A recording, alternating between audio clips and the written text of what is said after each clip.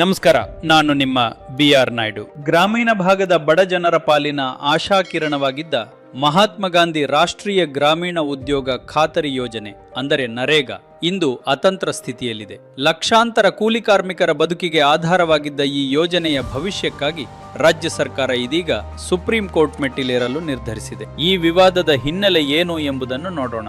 ಕೇಂದ್ರ ಸರ್ಕಾರವು ನರೇಗಾ ಯೋಜನೆಯ ಬದಲಿಗೆ Viksit Bharat guarantee for Rozgar and Ajeevika mission ಅಥವಾ ವಿಬಿಜಿ ರಾಮ್ಜಿ ಎಂಬ ಹೊಸ ಯೋಜನೆಯನ್ನು ಘೋಷಿಸಿದೆ. ಆದರೆ ವಿಪರ್ಯಾಸವೆಂದರೆ ಈ ಹೊಸ ಯೋಜನೆಗೆ ಸಂಬಂಧಿಸಿದಂತೆ ಇದುವರೆಗೆ ಯಾವುದೇ ಅಧಿಕೃತ ಅಧಿಸೂಚನೆ ಹೊರಬಂದಿಲ್ಲ.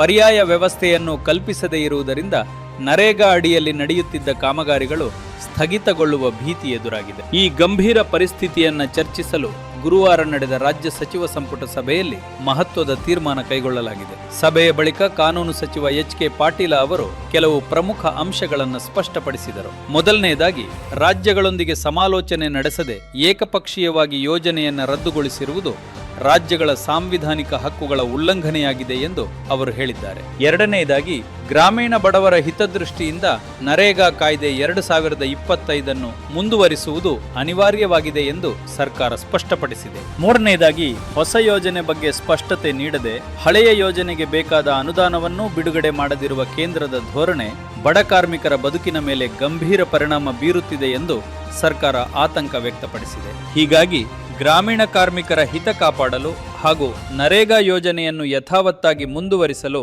ಅವಕಾಶ ನೀಡಬೇಕೆಂದು ಕೋರಿ ರಾಜ್ಯ ಸರ್ಕಾರ ಸುಪ್ರೀಂ ಕೋರ್ಟ್ನಲ್ಲಿ ಕಾನೂನು ಹೋರಾಟ ನಡೆಸಲು ಮುಂದಾಗಿದೆ. ಇದು ಕೇವಲ ಒಂದು ಯೋಜನೆಯ ಪ್ರಶ್ನೆಯಲ್ಲ, ಕೋಟ್ಯಂತರ ಶ್ರಮಿಕರ ಬದುಕು ಮತ್ತು ಹಸಿವಿನ ಪ್ರಶ್ನೆಯಾಗಿದೆ. ಧನ್ಯವಾದಗಳು. ಜೈ ಹಿಂದ್, ಜೈ ಕರ್ನಾಟಕ, ಜೈ ಶ್ರಮಿಕ.